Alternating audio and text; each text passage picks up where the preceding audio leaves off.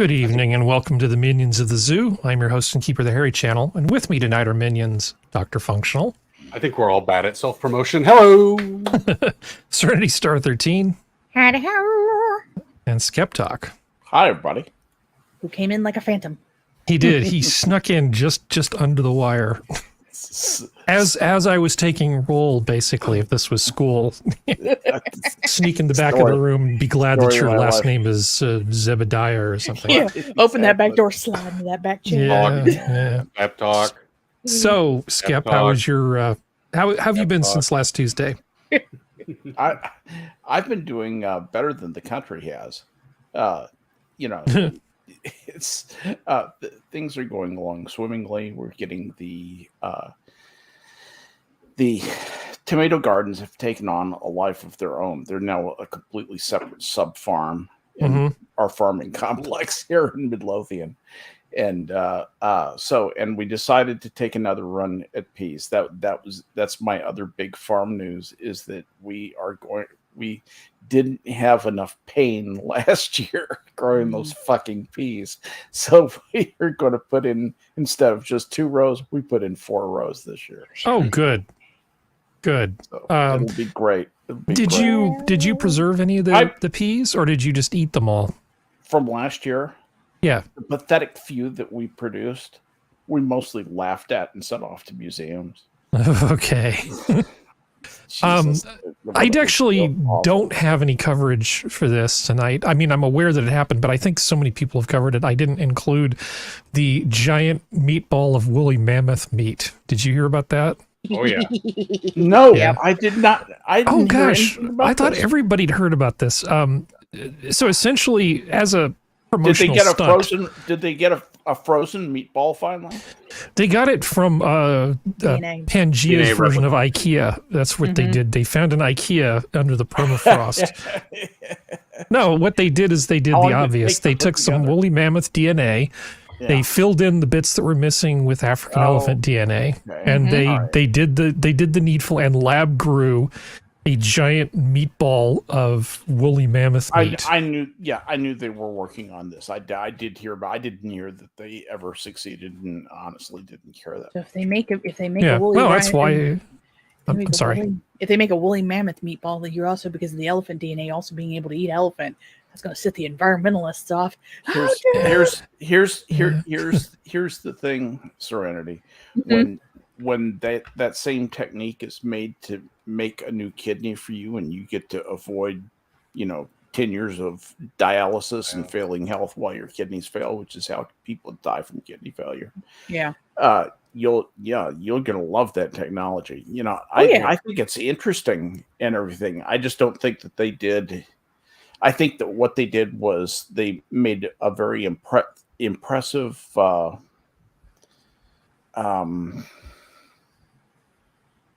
a milestone. And with a bit of a spectacle. Yeah. It's a PR stunt. I mean, there's more than steak, but there is steak there. Yeah. Cloning the DNA is the milestone. The giant meatball is just like, okay, now what do we do with this stuff? Well, let's just make a giant meatball, and the news will pick it up, and it's cool. We can't taste like chicken. It's not safe for human consumption, which is unfortunate because I'd really like to taste mammoth. That was almost my first when you guys described it as a meatball. That was my first impression. Was I wonder what it would taste like. Someone there were joke articles about a restaurant going, "We will now make meatballs and sell them of mammoth." So there was joke articles running around about that stuff. But this is the thing we're not talking about. We're not talking about this. We're not talking about it. We're not talking about the previous president and that whole thing, because until we see the indictment, regurgitating the same thing everybody else has already been talking about is just, I don't know, not really that interesting to me. So, and we got other stuff to talk about. Speaking of which, hi Serenity. Hello. How you doing? I'm good. We had windstorm and thunderstorms last night, but knock on wood, power didn't go out, so I'm all good. Yeah, it's actually turning into a beautiful spring in California. I had the luxury of, I was trying to get rid of a bunch of old servers, and they needed to go away. So while I was waiting for some guy with a truck to show up, I was actually getting paid to stand outside on a beautiful spring day and just kind of like twiddle my thumbs while I wait for some guy to show up with a truck. So I sent a picture to Skep. Happy to know that. That just makes me happy. I'm getting paid. I'm getting paid to do this. Well, you notice what my first question was when you sent me that. Yeah, I said, "Are you getting paid for that?" One of the first jobs I had when I was 18. This was like a summer job. I ended up. We're not going to talk about where, but I was basically on the coast in California in a big steel sediment tank. And I spent 2 weeks with a fire hose basically washing sediment into a drain, which is not nearly as much work as you think it is. It's basically just position the thing, put some bricks around it, and then read a book, and then every 15, 20 minutes, move it a little bit. And, you know, and I was making, like $10.75 an hour. What year was that? What year was that? You were doing that? Can't say. Oh, okay, it was the 80s. It was the 80s. Oh, 80s. That's and I got I was basically getting paid to hang out on the coast on a perfect set of 2 weeks, just paid to play with a fire hose for 2 weeks. That was like the best job ever. Sorry. He was saving up to get a perm. Though I digress. Bifunctional. Did you have something, Serenity? I was like, we're planting peas too. Oh, okay. Everybody's planting peas except for me. Yeah, we're planting snowbirds. We like the snowbirds up here because they're cold tolerant, and it's like 40 fucking degrees outside at night. Sorry. Yeah, well, I have 2 new apricot trees, and I did go out and spray the apple trees and the lemon trees and all that other sort of stuff. So I'm just in the orchard business these days. I don't have anything on the ground. Grow your food, man. Grow your food. Bifunctional. Hi guys. 1980s. What? You're not going to... he's not even going to lead me into it. Nope. Sorry, I got distracted by Cannibalistic Wizard's smartass comment. I know, that's why I can't fault you for it. It's but, okay. No, this is a pretty, exciting time of year for the functional household. It's there's some contention. The wife says Tuesday. I said it was Wednesday. Mm-hmm. Our anniversary was this week. And my birthday is on Tuesday if I make it that long. The fur babies all have birthdays coming up. It's crazy, and I don't care about any of it, but I do it for the wife. It's happy wife, happy life. Yeah. I've just never been that type of person who likes. Who gets in any kind of festive mood. There's something wrong with my brain where it's just like, whatever. When something happens, the birth of something, the event of getting married, like that's exciting. That's the anniversary of these things. It just, I don't know. Maybe it's just I'm a Time Lord doctor and I don't like time just doesn't really matter. It's all just wibbly wobbly. I don't know. Do you feel that physical objects like mementos have special significance to them, or do you just view them as being regular objects? Oh no, I definitely do. I still have, like Bojangles' ashes, a memento from my dad. Like, okay, you're those still things pretty have much a normal significance human. because there's that minute. Like, I believe that you when somebody makes a gesture like that, there's like, without getting too metaphysical, but there's like kind of like a mental imprint from both the giver and receiver, and that sparks your memory of the times with that person. So like, yeah, looking at the memento of my dad, I can remember, going to Disneyland. I can remember all these different, the good times and the bad, like memories of him. They're sparked, they're reignited. Oh, you're hilarious. I love the way you threw me a segue. Keep going. I'm just, this is how damn good I am, and You're nobody so knows good. it. But Harry, and that's the problem. Why can't the world be more like Harry? All right. Well, when you're done talking, at your own pace, you go ahead and start the show when you finish. Prenatal nutrition is one reason. Prenatal nutrition. You were saying. Boy. I didn't know we were starting off with this stuff, but I mean, just to dive right in, there was some big news over at Disney that they laid off the infamous Marvel exec, Isaac Perlmutter. And what this means is the sort of last socially, fiscally, politically conservative sort of voice in at least the Marvel wing of Disney has been let go. Ike has been, an outspoken advocate for conservatism in the United States and conservative values, and using, the message of Disney to portray, the wholesome messages that has somewhat traditionally been associated with Disney storytelling, and keeping to traditions and not changing things too much because it ruins the product that you're trying to give. And it was also very fiscally conservative. As you know, a lot of these companies, like tech companies, Marvel, Disney, they tend to have a little bit of financial bloat. This guy kind of took it a little to the extreme. So like when he would do in-house screenings of movies, instead of having like catering for your staff, the people who helped you get to where you were, he would say, oh, well, why can't we just give them potato chips? Like that level of like money wrenching. So not only did he keep the sort of progressive kind of views of Disney, Marvel in check, but they also kind of kept him a little bit in check and being like, look, you can't treat your employees and your stars and the people behind the scenes making these movies and these TV shows, you can't treat them like they're just plebs, like they're just cogs in a machine. They're people. Show them a little bit of respect, and you'll get a better work out of them. And well, how about the paperclip story? Paperclip story? Yeah, he was famous for doing things like going in and he'd go up to people's desks and go through their waste bins and basically pull the paper clips out and give them back to them. Not just paper clips, but like other things like soda cans and stuff, because metal had a value. He's old school. He lived through war times where metal was valuable, and you can't just throw something like that away. So that the paper clips could be reused. The pop cans and other things could be you could collect the refund on the metal and everything. He was cheap. He was very cheap, very cheap. And this is sort of going into the sort of back behind the scenes a little bit of Disney with the ousting of the executive that replaced Iger, and then Iger coming back that we covered over the last several weeks. This was kind of a big sort of, well, I'm going to drop the match because they know Marvel's not making them a lot of money. Disney's not losing money. There's a lot of talking heads, a lot of rumor, people saying Disney's losing money. No. That's all hyperbole. They're not. They're still making money hand over fist. Disney, but they're making less money. However, yes, exactly. The wings like the Disney parks are still making money hand over fist thing, and Disney merch.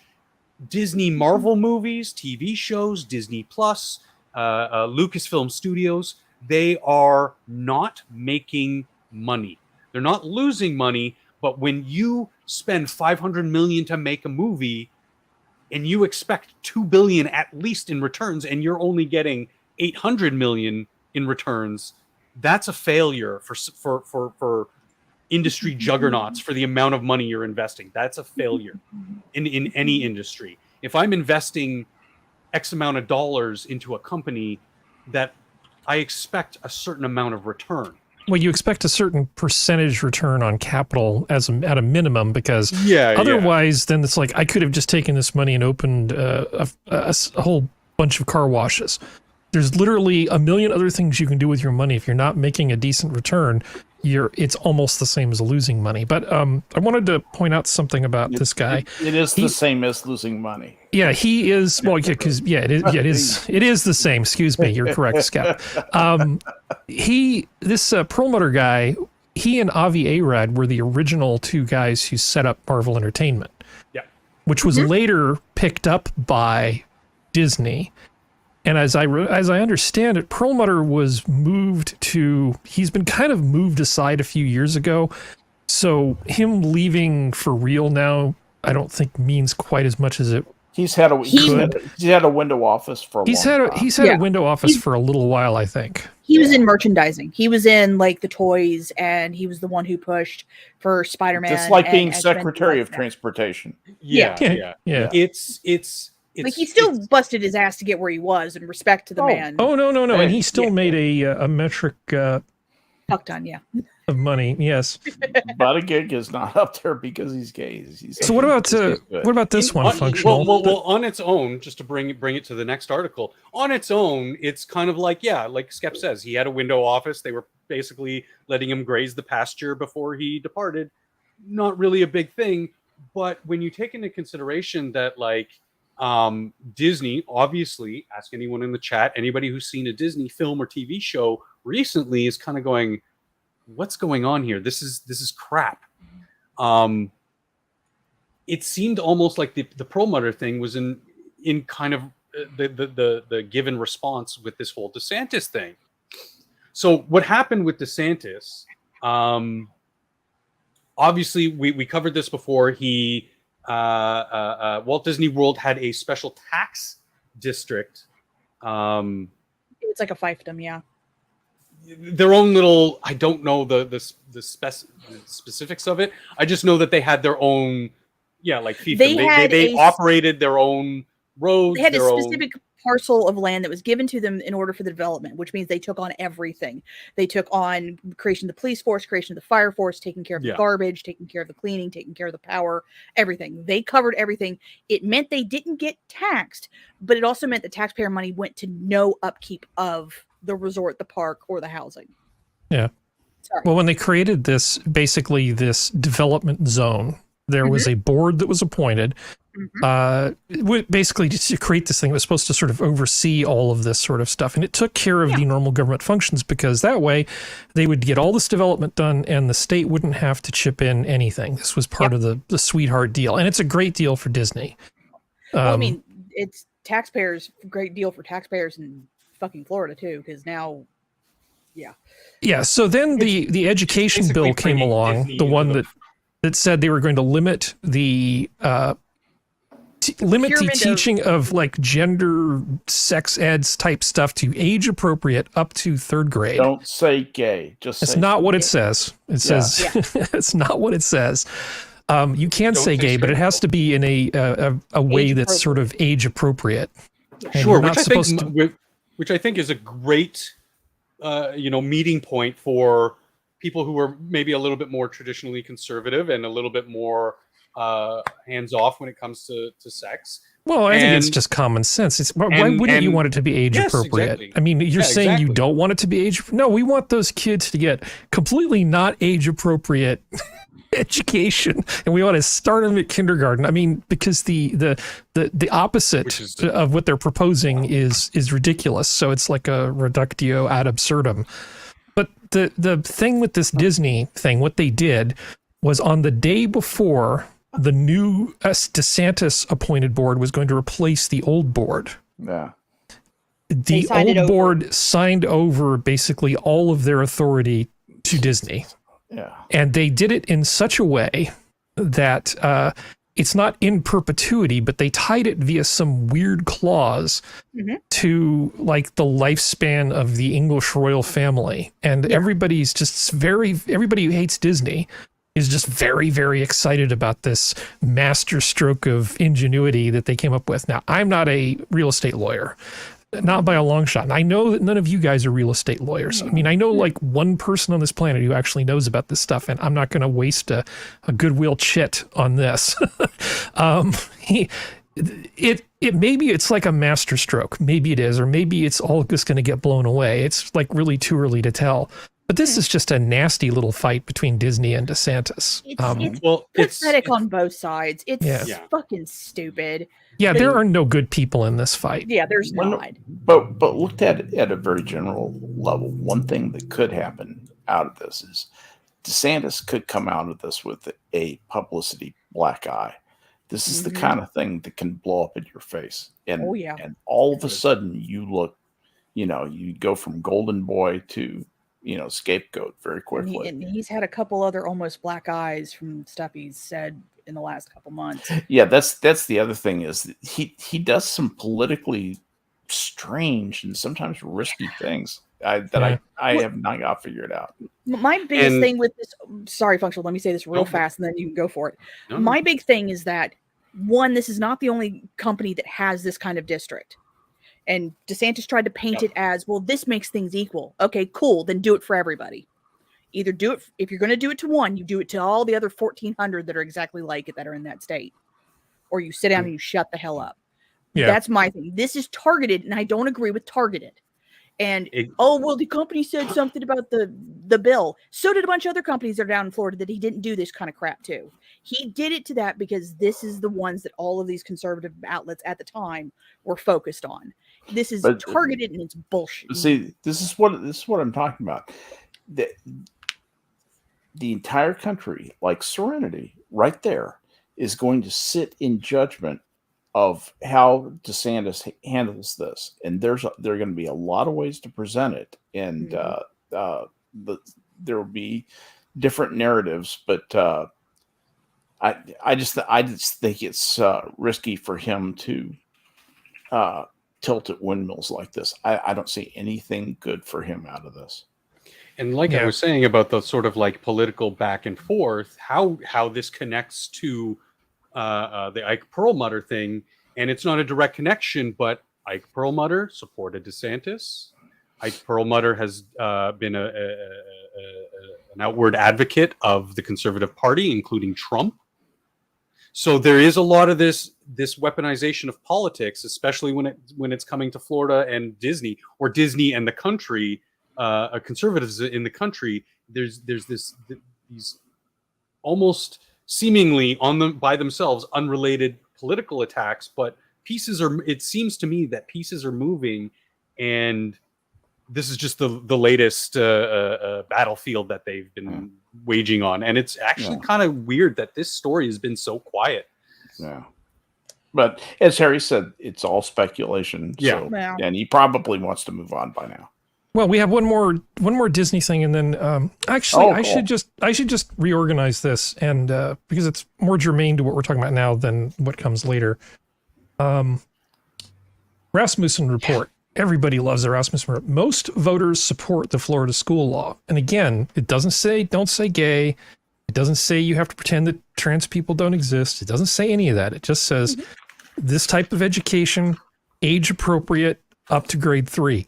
All it says. 62% of likely U.S. voters agree with this.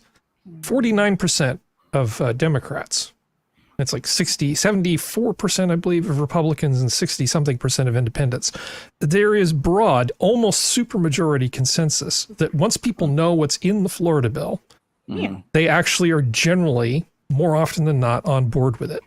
Yeah. However, the media isn't exactly what you'd call fair and balanced. They're really more about entertainment now than anything else. Yeah. So the number of people the Joy Reid era. Yeah, the number of people who think that this says something that it doesn't is pretty staggering. I actually am not a big person for slogans, but I actually have a slogan that I wish I could somehow inject into the memosphere to get people sort of thinking about. And it is basically this: read past the headline. Yeah. That is a slogan that I would like to see take off. And you don't need royalties, or you don't even have to give me credit for it. Just read past the headline. I get into these conversations with people who literally just read the headlines and then get some exposure to Twitter, and they think that this is a replacement for actually knowing what they're talking about. Joe Biden almost became the Surgeon General of the United States because somebody didn't read past the headline. Whoopi Goldberg nearly appointed her secretary. Secretary of Health, or was it Surgeon General? Surgeon General. Yeah. It's like Vince McMahon got control of the mainstream media. Yeah. It was because Whoopi did not read past the headline.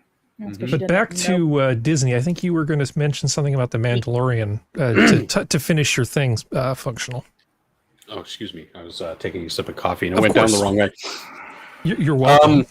So, there's been rumblings that, Mandalorian season 3, I know I go off on it, and I tout how much I love this show, which I still do. But the viewership was reported amazingly low for a show of this caliber, that the opening for season 3 was I mean, in the terms of the God, I'm fumbling with my words.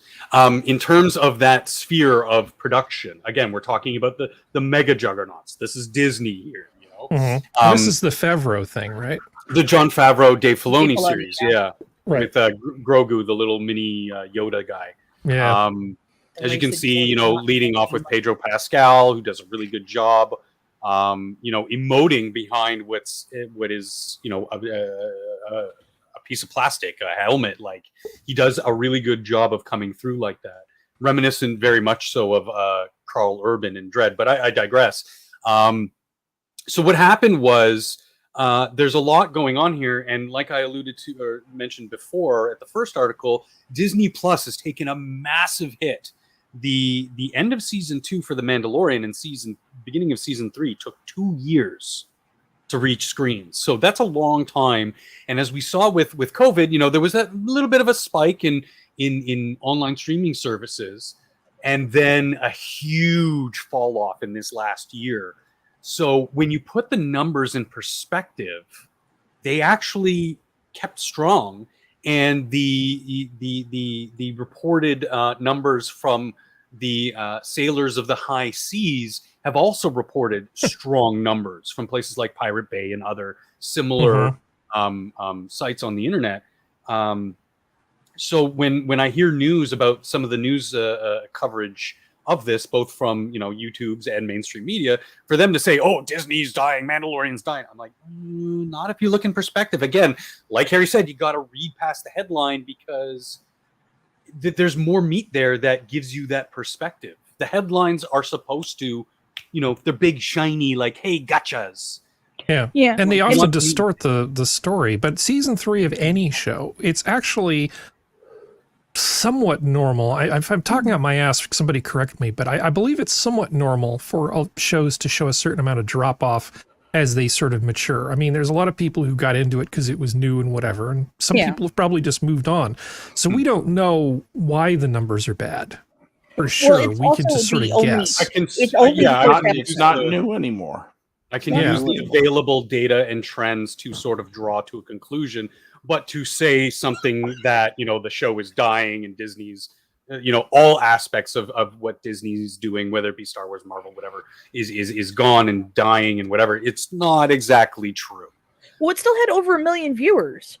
1.5, yeah, which is still that's the thing. really like good. People are acting like it's like 500,000. Like, again, Serenity, Disney Plus. I don't know the exact number. It was somewhere between 5 and 8 million subscriptions were lost in the last year.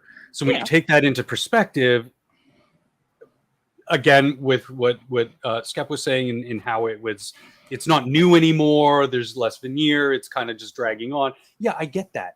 Not everything can be the moment to moment, keep you on the edge of your seat watching shiny new thing. I have a question. Like some shows can with Game of Thrones, up until, you know, omitting the last 2 seasons. But that was a show that for 5 seasons kept people just, oh my God. And sometimes you just need to tell a good story. This is a retelling of an old Japanese Western style tale, like the Hidden Fortress was for Star Wars, of Lone Wolf and Cub. What's your question, Harry? My question is, I know a bunch of these services raised their prices not that long ago. Yeah. Did Disney Plus do a price increase? I believe they did of like $1. But I think that happened a while ago, years ago. It was a little bit. It was a little while ago. I think it was with the success of the time where season 2 started of Mandalorian. They had the new news of the new animated shows and some other things I can't remember off the top of my head. Like, they had new product, shiny stuff was coming out. They said, okay, people are signing on. Let's raise our prices. Netflix did it. Amazon Prime did it. Hulu did it. It was just, not allegedly. It seemed like it sort of coordinated, like, hey, is now the time to, jump up another $1 or $2? Yeah, okay, we can all do it. Everyone will be, the marketplace won't react too badly if everybody's doing it, kind of thing. Whether or not there was direct involvement, I'm not saying that. I'm just saying that was the time for them to do it. It was at its peak. COVID was just ending. Their numbers were solid. People were signed on. A lot more people were canceling cable packages. but it could have bitten them in. It could have played a role in biting them in the butt, because now when you have 10 different streaming services, they all jack up their price by $2 a month. That adds up. Well, if you're marginally dissatisfied, for instance, and the price goes up, all that is a gentle reminder of, well, maybe I should do something about this. Well, there's also the fact that part of the reason why they lost so many subscriptions is because Disney Plus lost the rights to cricket. They lost, like, cricket's huge in other parts of the world. Oh, cricket, the sport. Yeah. Yeah. But no, they lost. Those printer things that they sell on the late night infomercial. Exactly. That's just what. Well, the thing is like that it's a massively popular sport. Like, I think it outranks everything when you look at the popularity of it worldwide. So that's not all the subscriptions they lost, but a good portion of them were, because I follow someone on Tumblr who did a deep dive into it, and they were like, yeah, there's a portion of these, like, celebrate Disney losing subscriptions if you want, but he's like, it's because they didn't want to pay $3 billion to keep the cricket rights. Okay. Well, if we're good with Disney, I think this is a good stopping point. I want to. There's something I want. You can either give me a reality check, or you can complain with me. I did mention this in Discord. This article annoys me. Devout Christian father of Nashville school shooter finally breaks cover to collect items from his $700,000 home, but refuses, all caps, to address his daughter, blah, blah, blah. $700,000 massacre home in thing. Nashville is nothing. I'm sorry. Honestly, first of all, what does the fact that this guy's upper middle class have to do with anything? And why is the father, what does the father owe to the press as far as a statement about this messed up kid that he had? Well, the kid's not here, so he did it now. Yeah. Now he's responsible. I know sins of the father, but what sins of the son? Is that where we're going now? Yeah. It's community. Or daughter or whatever. Yeah, right. Well, they also probably want him to say something like, yeah, I sent her to, God, what is this stupid thing where they try to change your sexuality? Oh, like, I don't know, but we know what we're talking about. Yeah, conversion therapy. Thank you. I was sitting there going, it's not reassignment. I was like, it's not reassignment. Yeah, I didn't know if that's what you were referring to, and I'm like, is she talking about conversion therapy? Yeah, because that's exactly what they want. They want. Yeah, they want him to admit to it and take blame for it, because the fact that the person was trans, that's the reason why this is not even being talked about as much as it was. If this was a straight white dude, this would be still all over the news, because it's a trans person who was in their late 20s and everything like that. No, they're just looking for something to blame on the white guy. Oh, I know. That matters is some. But the point is the father. This whole sins of the father thing. If there was a kid, and his father was just a terrible, terrible piece of shit, it would be absolutely wrong to hold some little kid responsible for that. And it's not, and unless until somebody comes out with some sort of evidence about how this father treated this kid in some way that contributed to it, like, locked the kid in a basement and fed it AstroTurf for like 12 years or whatever. Unless somebody comes out with something different, just leave this guy alone, because the rest of us can think that the perpetrator was a giant piece of shit. Yeah. But he, the father, and the mother get to grieve the loss of their kid. They can. I'm not going to, but they can. Leave the parents alone. How old was the shooter? 28. Okay, that's an adult. A decade. Yeah. They're not responsible for this. Part of the reason why I don't, I agree with them. If you want privacy, go get your privacy. What the media want to do to these people is ridiculous. They want to crucify them, and it's not right. Nope, it's not. Yeah. It's just as not right as somebody going after victims' parents or something. Yeah. Mm-hmm. Yeah. They want to blame anybody but the shooter. Yeah. If they need time, you have to give them time. Well, can we say the unsayable? And wasn't the shooter the real victim here? Skep, sometimes your some people have said that. Want to reach through the. I know what to say that. But no, but it is the thing of, like, if this was because, like, I'm painting it that way. I don't know.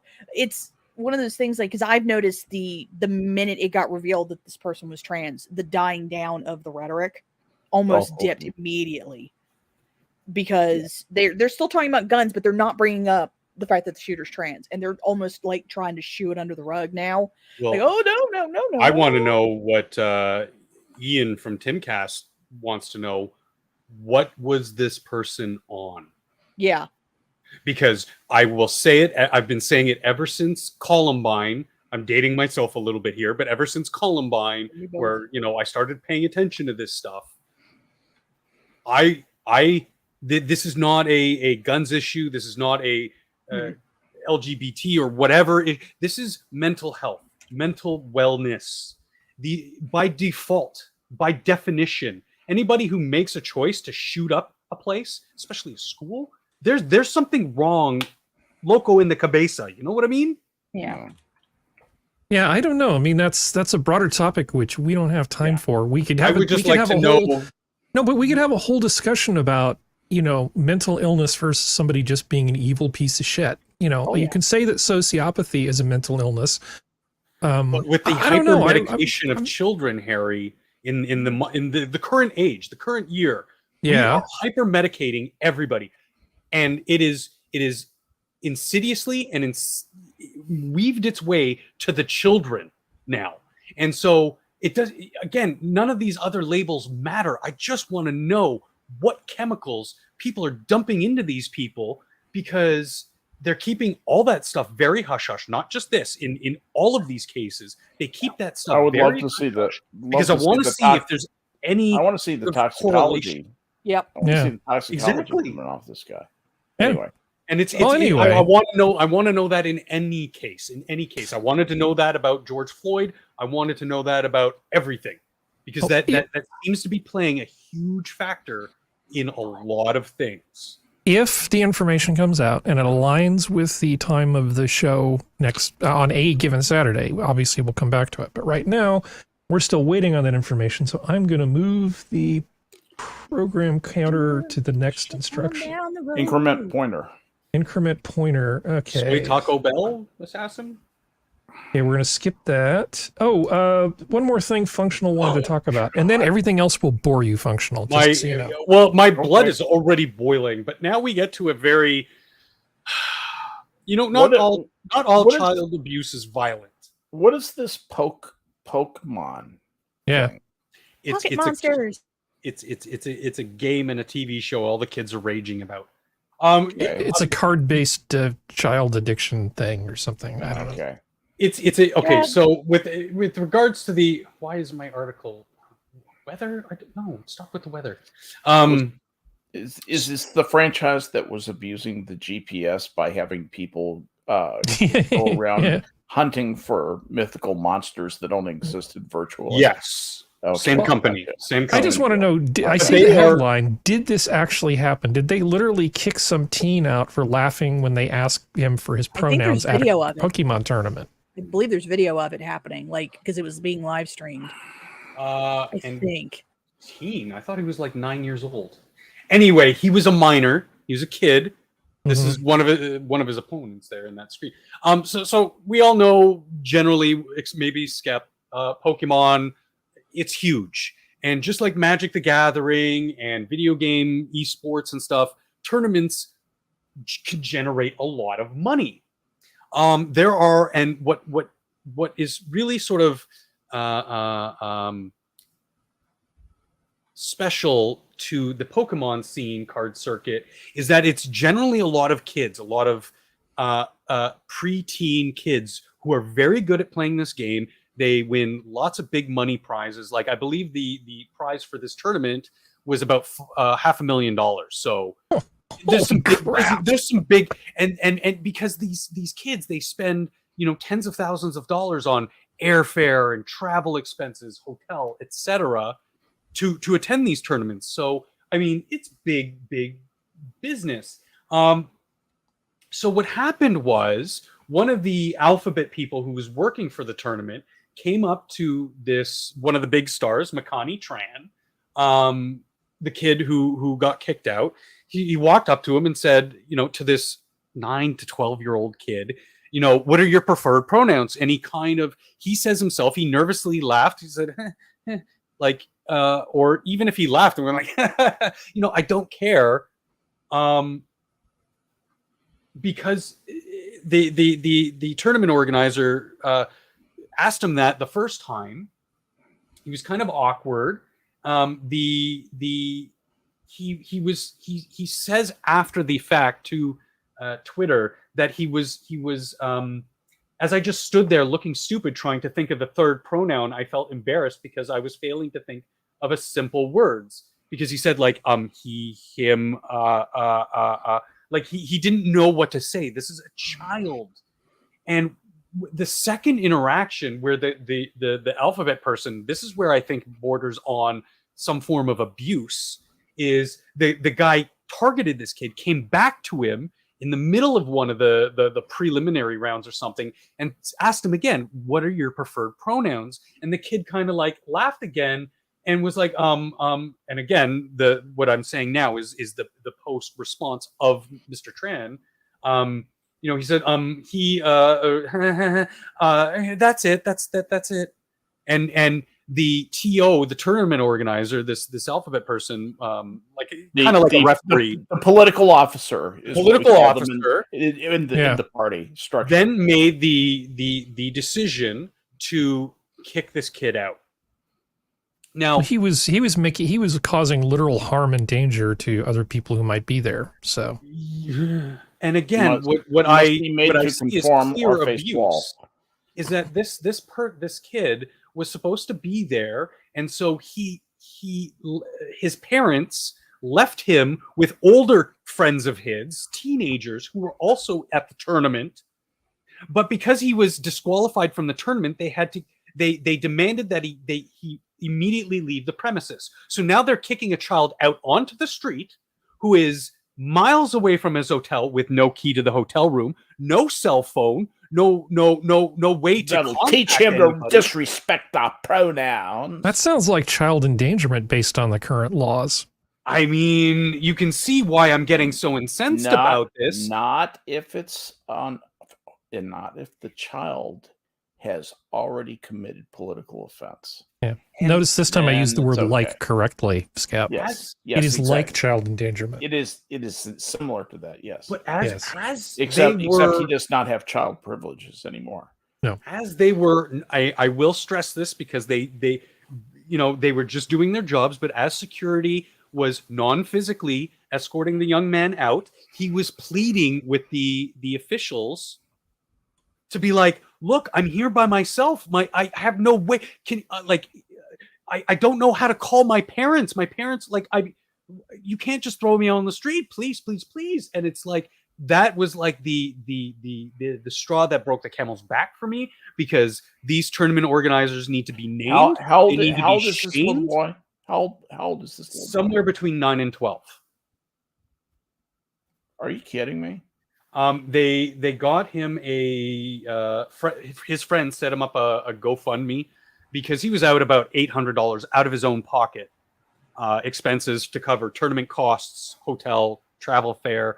His parents also, helped him because what a precocious kid. But the kid's gonna be a success, I guarantee you. Oh, dude, this kid is his already last name's Tran. He's going to be a success. I think he's ranked Skep with a $500,000 prize pot on a relatively minor tournament, or I would say medium tournament level. It was in North Carolina. This kid is ranked number 3. Mm-hmm. Yeah. So I mean, you're right. This kid is going to go far in his field if he keeps it up. A lot of these kids generally do. The esports kids, the Magic the Gathering kids, they often do pretty well for themselves. So they said his friend set up a GoFundMe of just $1,500 to basically. That was the cost, both of his out-of-pocket cost of $800 and whatever his parents kicked in, which obviously $1,500 would be, and it was about $700. But then the goal was eclipsed and is now pushing $6,000, which great. Like this kid should not I feel bad for him because somebody that young in a strange, he'll come out sunny side up. He'll be fine. Don't worry. In a foreign state, in a foreign city, with nobody that he knows around, that is terrifying. What city was this? What city was this? It was in North Carolina. Good God. Charlotte. It was in Charlotte. Yeah, Charlotte. Okay, so I'm going to do a little but. Okay, but in some weird way, I don't like the idea of the kid sort of achieving victim status and then getting extra gibs. Yeah. I think that psychologically this is not what I want this kid to, how he wanted to start his life out. You know, be aggrieved, have something bad happen to you, and then get paid off. I'd rather see this kid, basically become the boss of all the people that kicked him out of this thing in like 10 years. That's what I want to see. I just don't think I don't think psychologically it's healthy in a way. I know I'm sort of nitpicking, but it's like multi-generational welfare status in families. When you give people money, it often changes them. And what I don't want to have happen is have this kid be changed by this extra money that he's getting. That's what I'm clumsily trying to say. The GoFundMe's at $6,000 now. Yeah, okay, just stop the GoFundMe and give the rest of the money that he's not out of pocket to charity. He shouldn't get paid off for this. I mean that because I'm talking about his well-being. That's my only concern here. Yeah. Yeah, I think I know from what I've gleaned from him and his parents, they will probably use that money and set it aside for his expenses to continue doing what he loves and playing in these Pokemon tournaments.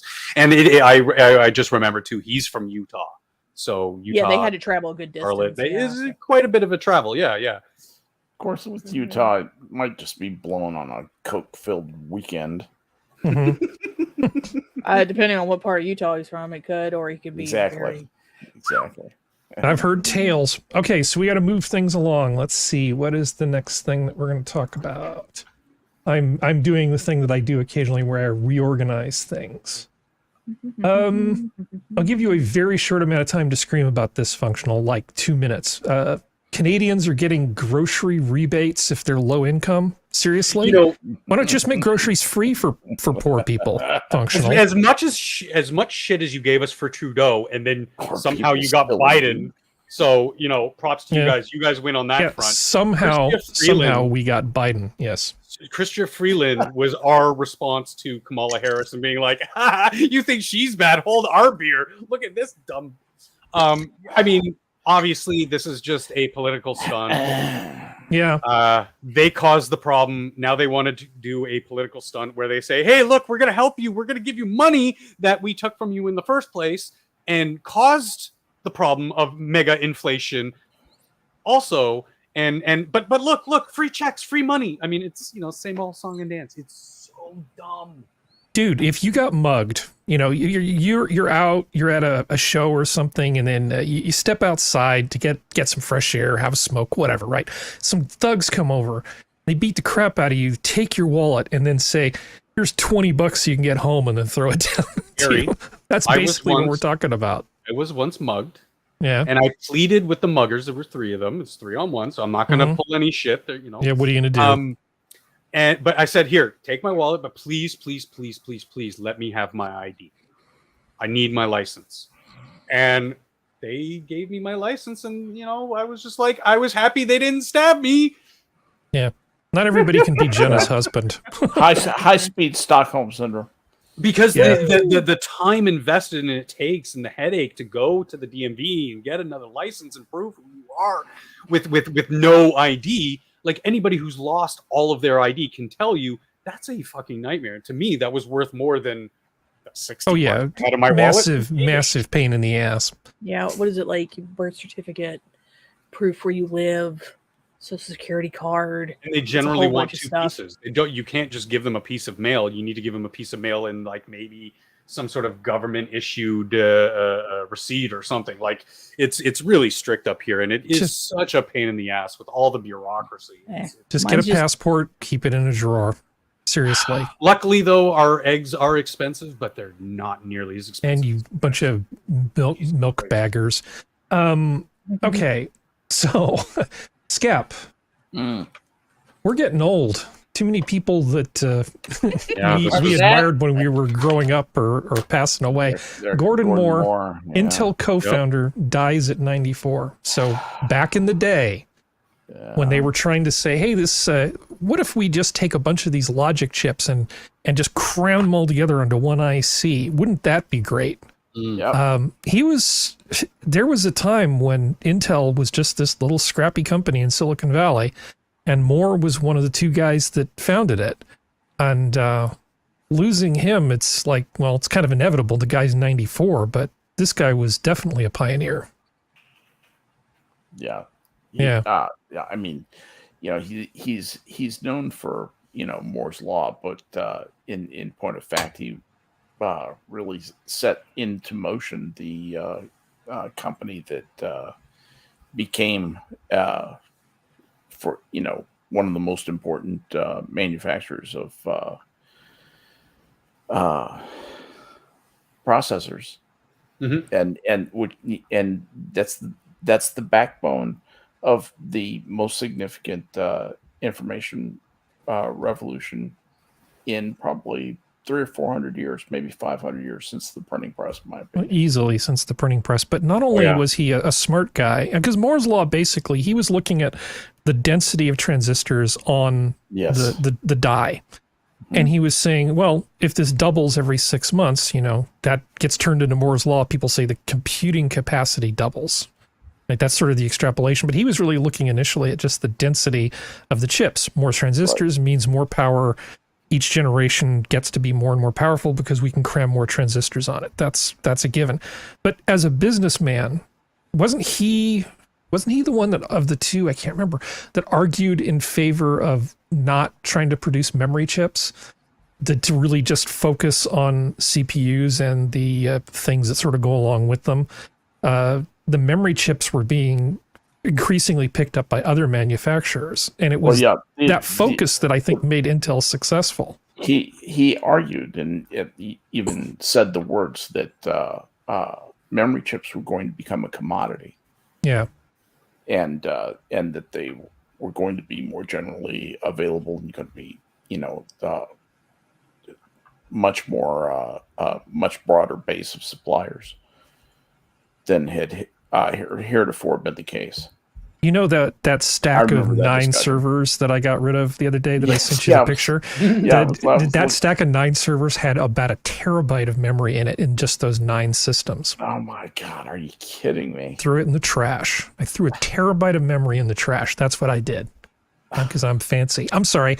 But yeah, Gordon Moore, we salute you. Yep. Salute. Good man. Good man. Not evil like a lot of the Microsoft guys. Thanks for all the fish. Yeah. Yeah, I mean, you look at the Microsoft guys and you kind of go evil, creepy, evil. Not every single one. Not every single one. I don't necessarily have a hate boner for Ballmer and every single person who's ever worked for Microsoft. But I look at these Intel guys that started, it's like, these are good dudes. And I look at, I did some, when the news of this hit, it was like, oh, wow, shit. Like, holy shit, this guy's been a part of my life since I was born. Like the impact he's had on our civilization has reverberated my entire life. And I looked into some of the philanthropic work that the Gordon and Betty Moore Foundation did. And I'm like, oh, okay. So he was an actual philanthropist. He did actual charity work. It wasn't just eat the bugs, bigots. No, he was a good dude. We need to reduce the global population.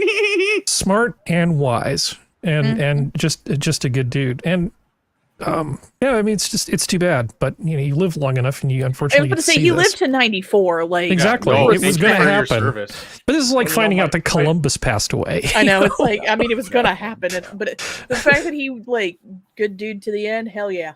Yeah. Yeah, he basically spent his time, going back from Hawaii to California to, just kind of take it easy and just focus on his charity work. So I was like, hey, he's living his best life. Great.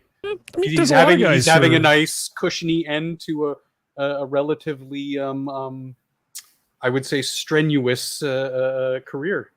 Yeah, no, he was a good guy. I mean, there's a lot of guys in tech who are good guys. Like Wozniak's a good guy. Oh yeah, Wozniak. Wozniak's a good guy. I talked to him one time. He was very pleasant.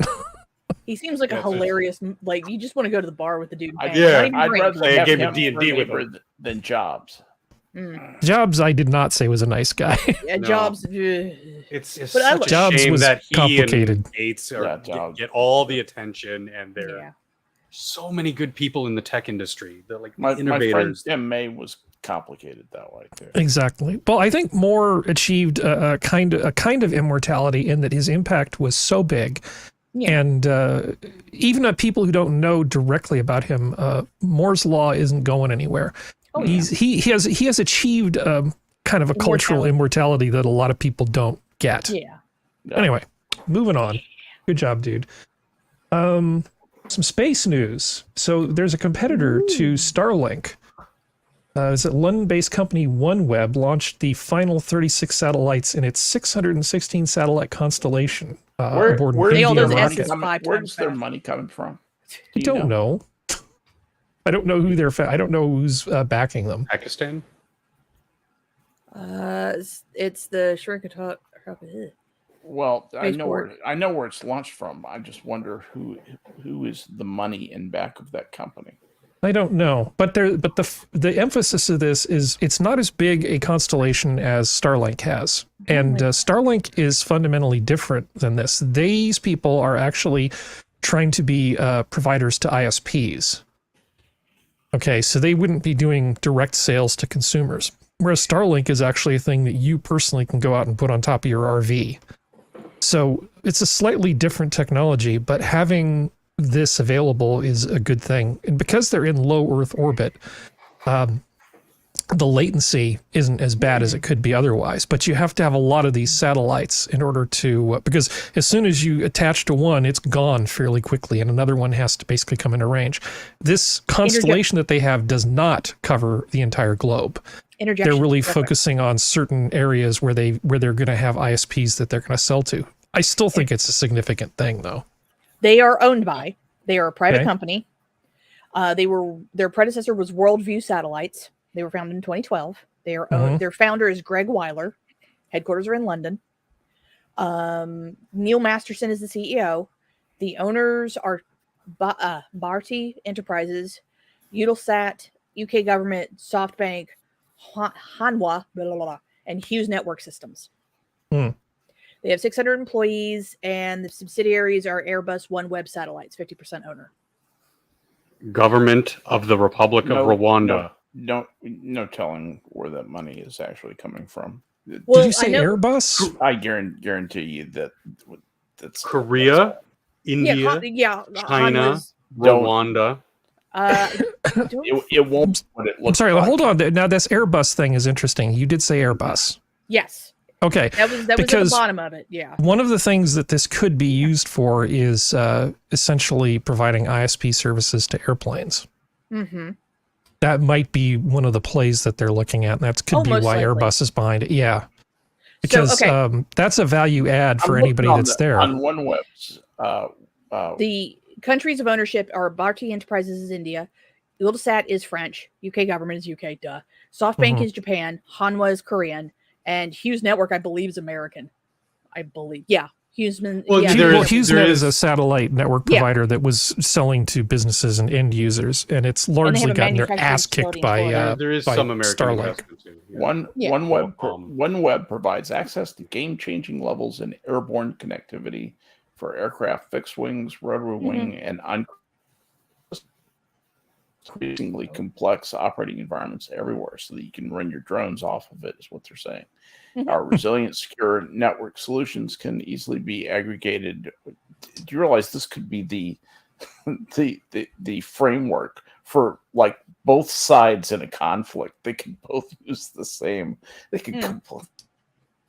Yeah. Oh my God! Just the killer robots can use it to phone home and Skynet. It's just Skynet. Just call it Skynet. Yeah, that's what it is. Anyway. It's interesting that we have Elon doing that, and these what did they call it? Airborne communications or whatever. You know, with Starlink here, we have this coalition of several different countries working on OneWeb, and China was trying to do their own, which obviously, so who knows what they're actually doing, because them landing on Mars was very realistic. Here's an interesting bit. So apparently, in March 2022, they were trying to launch 36 satellites from Russia, despite the UK's sanctions, because they're technically a UK-based company. There were calls. UK was calling them to cancel the launch. Russia basically said, "We already paid you. We're not refunding shit. You're doing this." And then they said, "No, we're not launching," and they didn't launch. And they are still trying to get back their 36 OneWeb satellites that are stranded in Kazakhstan right now. Great country. Yeah, they're these are only first gen OneWeb satellite network. They gave up hope as of this month to get the satellites back. They are all the satellites together are valued about $50 million. So if those have not been put up by Russia themselves, which I highly doubt, because I know OneWeb probably has technology in them that will make it so they can't. They've probably been scrapped for technology and sold in bits and pieces if they haven't. But apparently OneWeb had the satellites insured, so they received the insurance money. So it may have just been a cash grab. Yeah, winner. Yeah. Well, it's good to see competition. Competition is good, and is. I mean, I don't lionize or hate Elon Musk. If he had a scandal, though, I do want it to be called Elon Gate. I think that would be funny. But anyway, 100%. I'm such a child. Well, he would probably name it himself. I like it too. Knowing him, I still, it's not really being talked about too much, but we keep sending shit up into orbit, and we're not cleaning up the junk. And I'm getting more. It'll be fine. It'll be fine.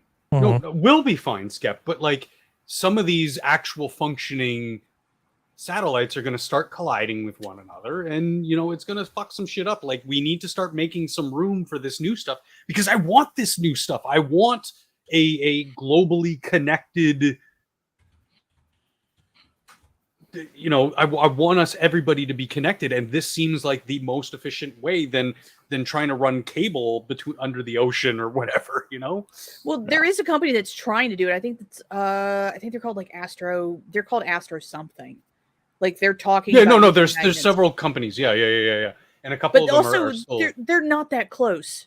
Like, these things are not even close to each other. Like, but some of the predictive models are showing that, like, if we don't start acting, even with something as baseline and slow as sending people from ISS or something in small orbital craft to like start picking up some of this junk.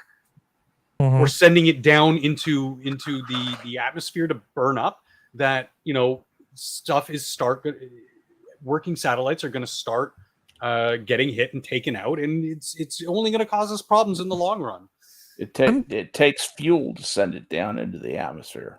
Just wait for a good solar flare to heat the upper atmosphere. It'll expand it, and it'll drag this stuff down. This is a problem that will fix itself. As long as the Chinese don't test more of their anti-satellite weapons by taking a perfectly good satellite or a dead satellite and then blasting it into a bajillion tiny pieces. It's the little untrackable pieces of space debris that are much more dangerous than these big things that we can actually track. And much harder to police. Yeah, if you're going to launch, like, I don't know, the third generation space shuttle, right? You can actually look at the models and say, okay, here's where everything is in the sky, and you plan a course and a time such that you don't have to worry about running into one of these things. That's not hard. But when the Chinese decide to completely irresponsibly blow up a satellite just to show that they can and put tiny bits of space junk all over the place, you have no way of predicting. You could hit it on launch, you could hit it on reentry, you could hit it when you're orbiting. You just don't know. And don't do any more of that. But all that stuff is going to ultimately deorbit and get burned up. We just need to not make more of it. I don't think that this network of low Earth orbit satellites is going to be a problem for navigation. But definitely don't make more space junk. Yeah. Seriously. Okay. Anyway, that was. Fire typing to assassin. No, like I mean, I'm not. I don't want to sound like I'm, Chicken Little. Oh, the sky is falling. The sky is falling. I'm just saying, like, it's a very clear problem that we can see being an actual problem in 100, 200, whatever years. And I want to start acting now while we know it's a problem and not just keep, like you said, the bad actors are eventually going to start throwing junk up there. It's going to interfere with our models of what orbits are safe and whatnot and where to put stuff. Like, it just, I think we're probably going to be fine, but I would put an asterisk on it. Yeah. Just sort of like you're already doing something that's inherently risky, right? So making it more risky is a problem. And there are also things up there that can cause, they're micrometeorites too. So how much of the junk that we create versus the stuff that's just up there? I don't even know what that ratio would be. The ratio would be our stuff to micrometeorites, 1 trillion to 1. 1 trillion to 1, us having, the meteorites are 1 trillion times more prevalent. In LEO, Harry, there's not much there. Yeah. Naturally. Exactly. Again, it's not like I don't have a sense of this. It's just I don't want to make the world a dumber place by saying things I don't know the answers to. Fine. So the I'm only just being stupid cautious. question is the one not asked. So. Oh, there are other stupid questions. Okay. Yeah. Let me I'm trying to make you feel better, man. I know. I'm being an idiot. It's going to take more than that. Okay. So I mentioned this the other day. Mark Rober did a thing where he was talking about Zipline, which is one of these drone delivery services. And this is the new thing that they're working on, which essentially a drone overhead drops this thing down and they can put it, on your dinner plate. And so this would be for deliveries in the US. That's fine. It's nice that people are doing this stuff because it has a limited amount of ability to position itself. Even if it's windy, it can still land this thing with your prescription from Walgreens easily, with this thing. That's sort of the future. But in the present, they're already doing stuff. I was actually kind of blown away to see all of the things that they've been doing. Let me see, there's a map here with some countries. So these are all places that Zipline is operating right now. So they've got some stuff in the US, but for instance, in Rwanda, since 2016, they're launching a drone every few minutes with a medical delivery. It could be a pint of blood. It could be an anti-venom, could be just anything. And so Rwanda doesn't have the kind of infrastructure that we have. They can't just have everything everywhere all the time. And so if somebody in a hospital in the middle of the freaking jungle needs something immediately, they send the order in electronically, like using like a phone app. The order gets brought in, fulfilled within minutes, a few minutes, and then it's on a drone. And that drone is on the way and it just flies there. I know that Mark Rober makes really great videos and stuff, but I would refer you instead to a much less well-known channel. Still has 3.8 million things, Real Engineering. I'll put this in the chat. I think people might actually want to take a look at this. This is a really good channel, and it's a little older than the Mark Rober thing. That's private chat. That's not going to help anybody. There, let's do that. Thank you. I love living in the future, guys. I don't know about you, but like, holy shit, what a time! This is so incredibly cool. Even from a logistics standpoint, like you're centralizing the resources. So if District Yeah, check this out. Here, they're packaging the thing. They put it in the little box. They hand this off. The launch team takes it, puts it in the drone. They swap the battery out. Order to launch, 5 minutes. This is so cool.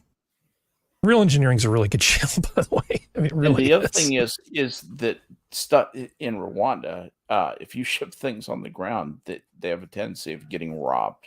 Look at this thing. Not making it through. And this thing gets through all the time. And like awesome I was saying about the resources, like if one area, they have an abundance of one blood type, one area has an abundance of another type, like to have this sort of distribution network, it's going to save lives. I just think you just ask the blood what it identifies as, and then that's fine. Cookie gender. Yeah, so they swap that out. They put in a fresh battery. The package is there. And then they're going to. I want to see them catapult this thing. What's the delivery mechanism? Is it just Parachute. an airdrop? Airdrop with a parachute. That's why it's in that little package. Yeah. But these guys, I mean, they're running flights every few minutes. They've done, so many of these things. Not all heroes wear capes.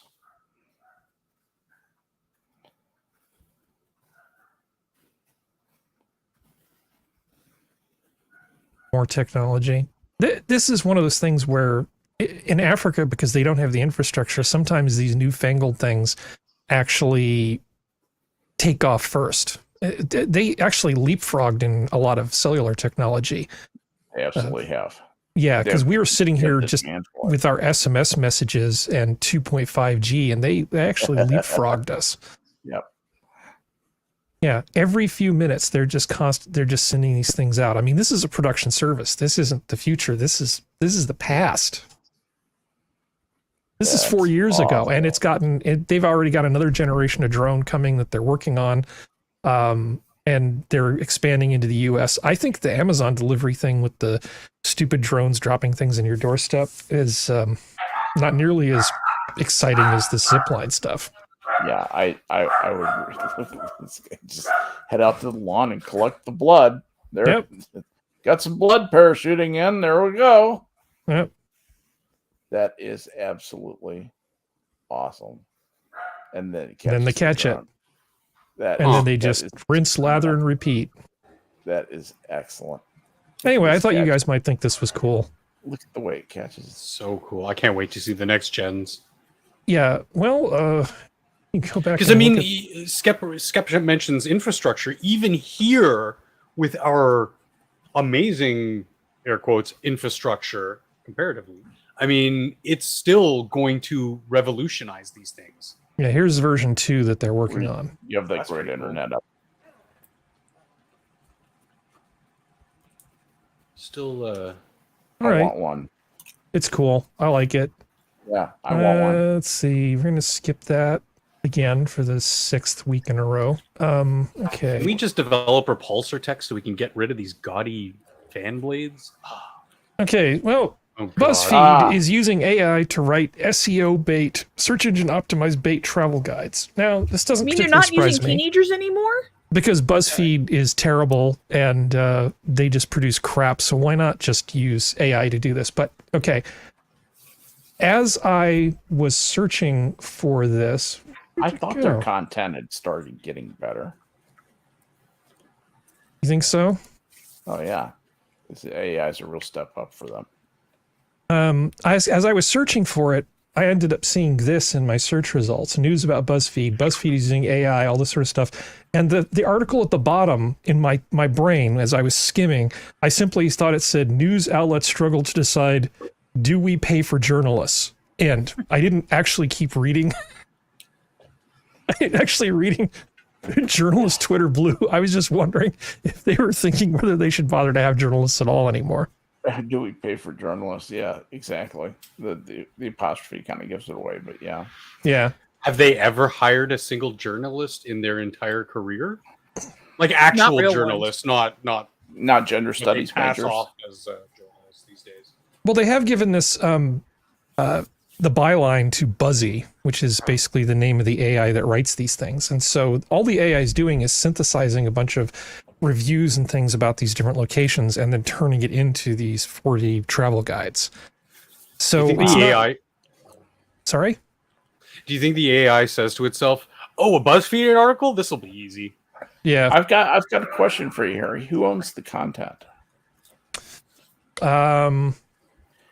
Copyright comes from the person who creates it. The copyright is defined legally, is created the moment the copy is. There is a right, the right of ownership to it.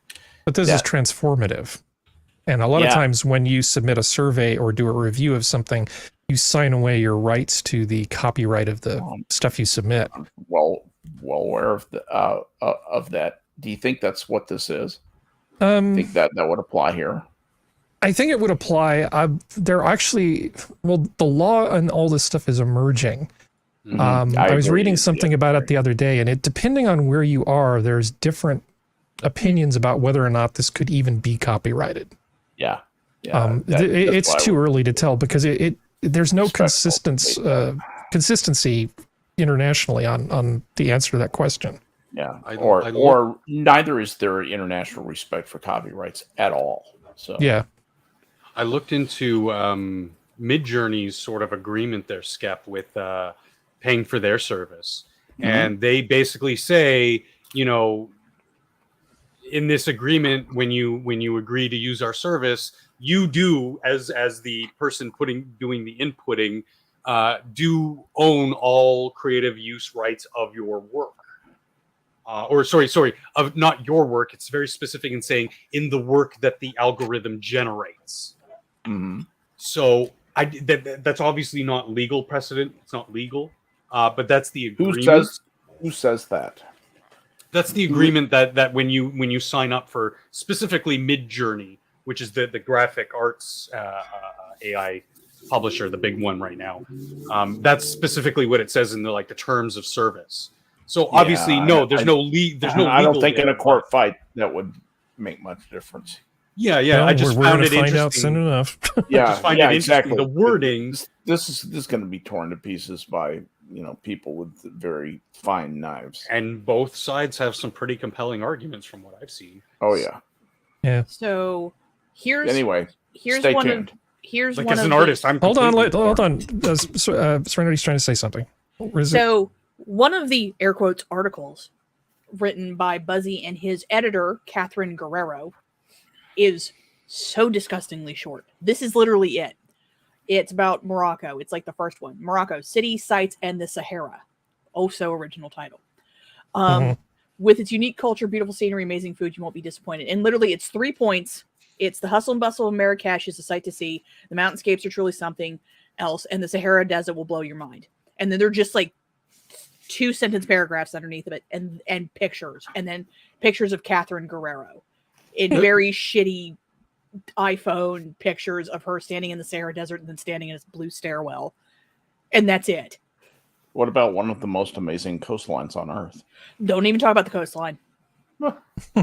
It's like, Okay. it's literally... Well, it doesn't talk about the coastline. The article. thing is, no, it doesn't. It's Marrakesh, mountainscapes, Sahara Desert. Yeah. With how There you go. lagged the the system of laws that we have in regards to internet. Do you think that something regarding this with AI generated content is going to suffer the same lag and slog through the courts, or do you think it's going to be like how can I put this, like an almost arbitrary, this is going to be the law kind of thing?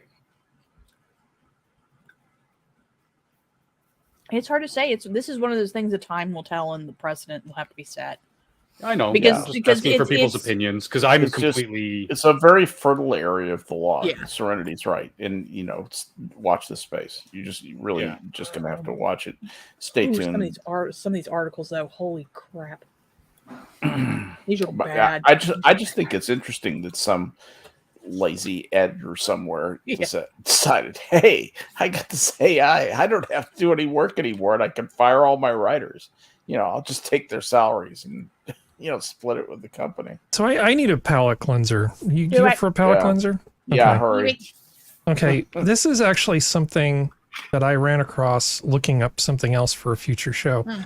This is in the Iranian tablet town of no, I wasn't. Kashan, Iran, and there's a bunch of really old architecture there. It's beautiful. One of the things that stood out is this amazing bathhouse that was built in the 16th century and then damaged and then fixed. Look at the interior of this thing. Women aren't allowed. Crap. Thank God. I don't think that's the important 16th. detail here. I know. I was being 16th sarcastic century. considering what's going on in Iran right now. I know. But That it's just still beautiful. blows my mind. Like That the really inside is. of a lot of mosques are beautiful too. Yeah. This looks like something that they would make for like God of War as a shot to try to put in the ad. You know, like like this other world. To think that something like this exists. Or Witcher before Henry Cavill left. Well, I mean, they say travel broadens the mind. I just don't want to go to Iran. Yeah, same. Yeah. I have a little bit more reason not to go than you do. Yeah, clearly. It has I don't know. I think there's quite a few bathhouses in San Francisco. Yeah, it has an area of around 1,000 square meters consisting of two main parts, dressing hall and the hot bathing hall. It's a large octagonal hall with an octagonal pool in the middle separated by 8 pillars from the outer section. Yep. It uses like this weird concave surface thing to essentially bring light into it without compromising the privacy of the people inside the thing. Just, I mean, like, just the level of this is a bit much fudging work, and you can see where it's been damaged, and they're trying to repair it. Yeah, like, it's insane. It's allowed to show its age. Oh yeah, heck yeah. Holy but that crap. Old fudge, that's pretty nice for the 16th century, don't you think? Not really. I think it's pretty nice for the 16th century. Yes. I don't know. I don't know. Their Skep. Do you have any other things from that time period? And you can see the light gathering things. Well, as a matter of fact, Serenity, I do from that same period, and they're beautiful for the same reason. They've been well preserved. They were beautifully done at the time. A lot of them are in the city of Qum, Qum.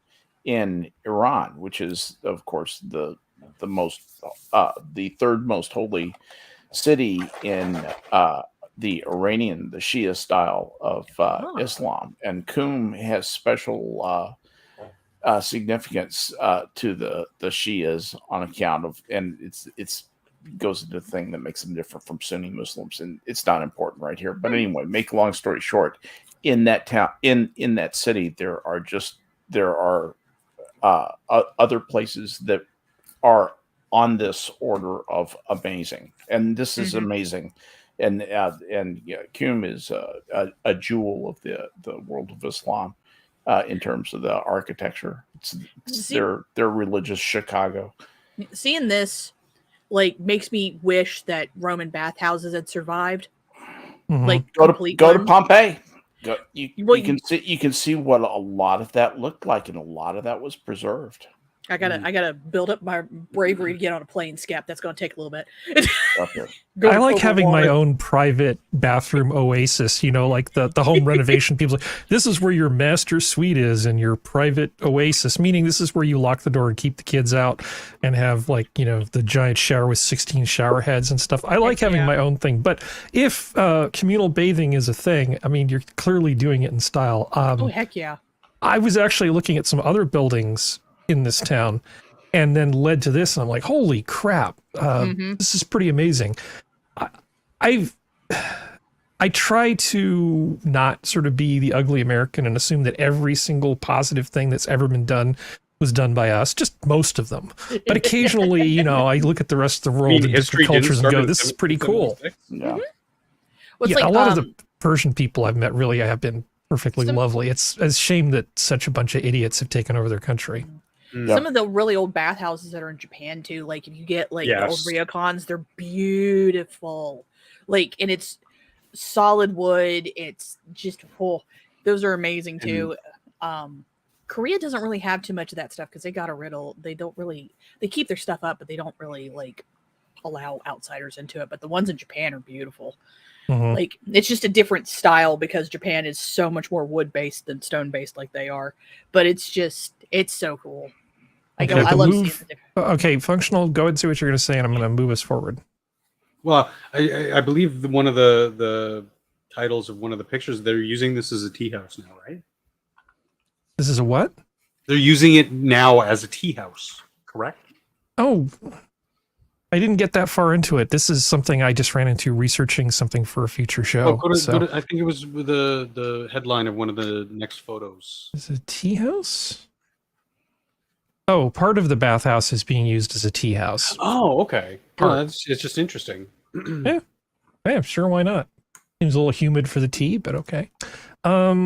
Let's see. So this. No, but I mean, some still practical use of the structure as opposed to just, hey, it's a museum piece kind of thing. Yeah. I think this belongs on the World Historic Place Registry, UNESCO, clearly. So here's a thing that will raise everybody's blood pressure. There's no way to go from that last thing to this cleanly. I apologize. Los Angeles has its share of multi-million-dollar mansions. The city is also dealing with the homelessness problem. And how we to solve that problem is the idea behind the mansion tax that goes into effect tomorrow on sales of properties $5 million or more. And new at 5 o'clock, Eyewitness News reporter Rob Hayes looks at the potential impact of this new tax. Okay, so Skep, you haven't looked at this yet, right?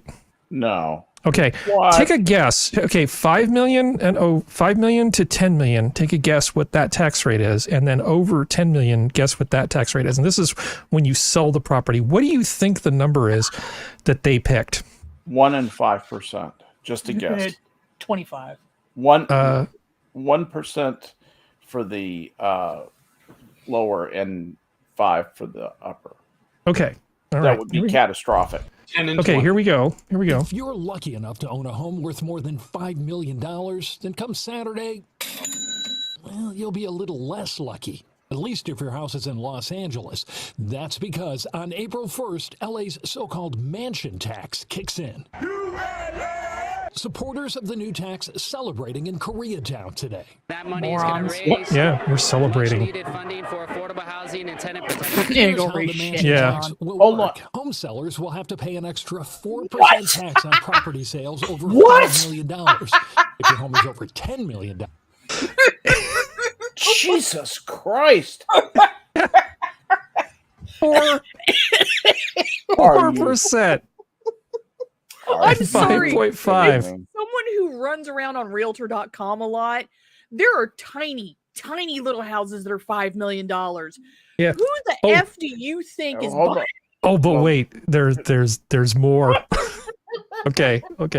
Dollars the tax goes up to 5.5%. For high-end real estate brokers, the rush to close deals before Saturday has been really crazy. David Kramer. You think? Is the president of Hilton and Highland, a company that deals in homes well north of $10 million. The hit on a property at that price would be more than $500,000. LA voters approved the tax last November. Of course they did. Measure ULA, designed to raise about $900 million for affordable housing and homelessness-related projects. The upside is the city hopefully being able to better manage the homeless challenge. But Kramer is worried the tax may Here's the rebuttal. backfire because it doesn't just apply to mansions. It also applies to apartment complexes, which the city wants more of. But Kramer says if developers are hit with millions more in taxes, they're going to stop building these. Yeah. You think? Yeah. Harry, I don't know what it is about Southern California, but y'all need to cut the cancer off. I really like San Diego, but everything below San Luis Obispo can just get jettisoned into the ocean and it'll be fine. Just sea cut. The effect of this economically. God. Let's think about this for a minute. What have they done? Well, they've just made the real estate market more risky for anybody who owns property. Their beta goes up. Mm-hmm. And they've made it, let me think about this for a minute. They've increased risk, and beta will even go up more because they've artificially depressed return. So you're going to get a shelf drop by the amount of the tax. Holy shit. That you could not do a bigger number on the real estate on the big real estate market in Southern California. You want to drop home prices? This is a way to do it. Yeah, well, this is just LA, luckily. They will drop home prices. They might actually experience a long sagging market as a result of this. And just the speculators will have to just borrow more money to hang on. Yeah, And well, there'll be other ways to sweeten the deal that they'll try to do an in run around it. I mean, because things like this never lead to corruption, right? Yeah, not at all. No, yeah. Yeah, go ahead, Functional. Sorry. I mean, well, I mean, no, not at all. On the other side of things, who rents apartments? Usually people who aren't financially that well off. You know, that's going to hit them hard. The complex, the corporations who own the buildings, they're now going to have to pay this tax. Who's going to pay for that? They're not going to pay for it out of pocket. They're going to raise everybody's rents, and people who are already struggling at the low end to find housing in these cities like LA, who's already outrageously expensive. You can't be evicted in LA. So there's that. So they won't have a problem. Why? I guess there still will be a problem. I mean, somebody's going to have to pay that money, and if people don't pay their rent, then that's going to fall on the people who own the building or invest in the building. No, and then the government can just take it away from the owners and give it to the people who need it. Why not do that? Why not? Just make squatting legal. You know, just trick the owners. What they should do is just have a big meeting downtown where they invite all the owners and say it's just no riffraff, and just make it sound really fancy. And then just keep them there, almost like it's a timeshare presentation, right? And just keep them there for about 3 hours. And while they're doing that, just secretly have all of their apartments and properties filled with squatters. Yes. Brilliant plan. So, well, you know, they're going to take all this money that they're going to collect over the short term, you know, and then they're going to funnel it into this huge machine that they've got that's making some people very, very, very rich. The Karen Bass, homeless industrial complex. They're just going to funnel that money in there. And in the end, nobody's going to be helped. I mean, they might build some apartment buildings that end up housing some teachers. I mean, they might do a few things that look good on photo ops, but they're not going to solve any problems. They're only going to make it worse. You know what? I just realized what's going to happen. Yeah. They're going to have a big problem. One of the big areas of corruption they're going to have are phony sales. Are going to be cash swaps that they do like offshore. Mm-hmm. You know, to make sure that cash moves into other accounts, so this cash appears to stay stable. Yeah, this is just going to be. There's no way that I just realized there's no way you can enforce that tax. Yep. That tax will be easily evaded. And then when they go after those guys, then they can implement a political thing. They can say, well, we'll go after the conservatives first. And that's the way this will happen. You watch and see. Yeah, just make sure that the right people get the thing. Oh, I'm noticing they have 151 likes. I don't say this very often, but if you think we're doing a passable job, please do give us a like. I do think it actually makes a difference. Yeah, just, like and subscribe down in the doobly-doo. Okay. This is terrible, and I don't know what more there is to say. Like, my big thing is, like I said, I'm a creeper. I creep on Realtor.com. I like the things that have the 3D, like where you can walk around the house and get little pictures. Like, I've seen $5 million houses in Los Angeles County. They're not mansions. No, these are maybe like 1,200 square feet houses with not even an acre lot. Yeah. And they're $5 million. It's like, what? Do you people not like actually look at stuff? Like the person from West Virginia looks at the pricing of your freaking real estate more than you do if you think $5 million is a mother effing mansion.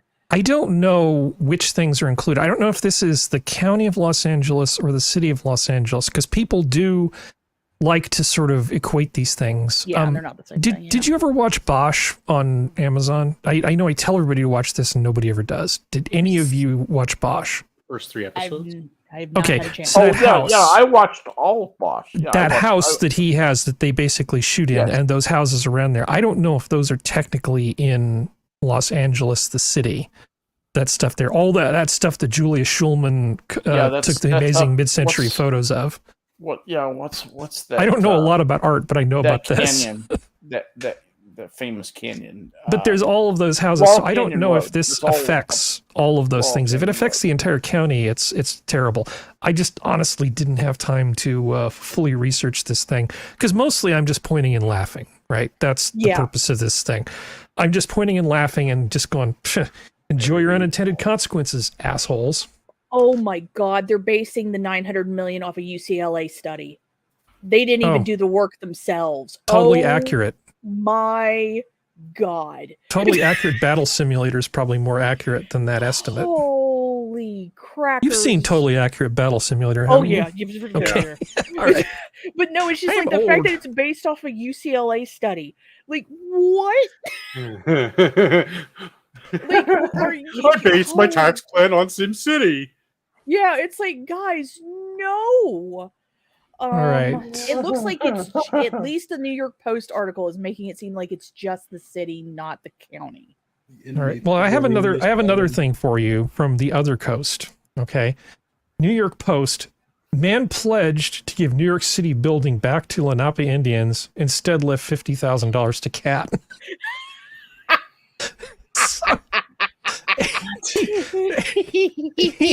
He had this historic house on Weehawken Street. Is that Hoboken? No. Anyway, he had this historic house, and he was busy, being seen here hanging out with the native guy. This looks very performative. I'm sorry if this really is legitimately how you feel about your culture, but I feel like I'm looking at theater here. And he was talking about how he was going to do all this sort of stuff, but then when he actually died, it's like, no, psych. So I think that's the best thing to do, is just get all of the adulation ahead of time and then ultimately just leave the money to your cat. Yeah, exactly. I like that too. Yeah. Yep. I laugh at you from the grave. Yeah.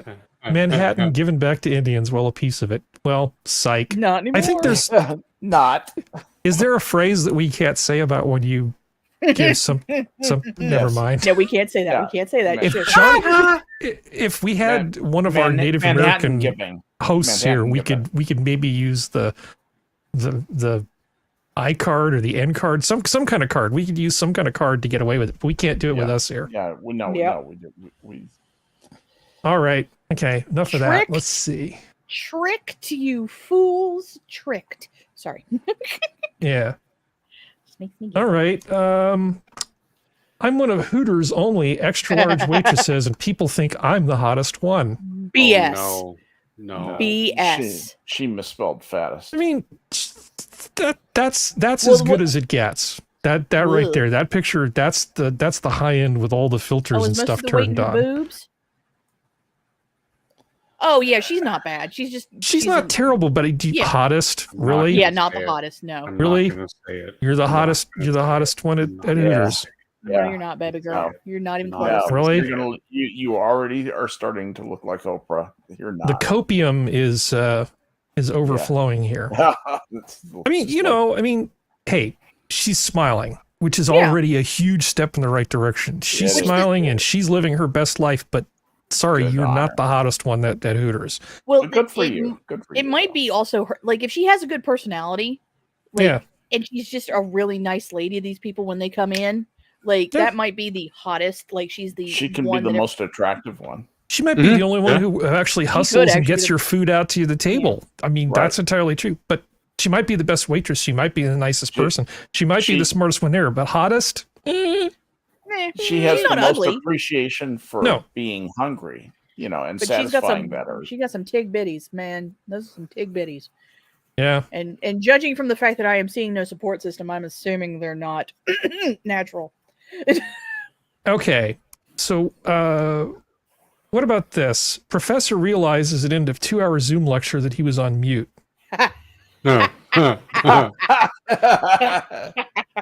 And I love the fact that none of the students told him, because of course they're not. Hi, Prof. Hi, Prof. Actually, muted all the while, so we cannot hear anything from you since 6:08.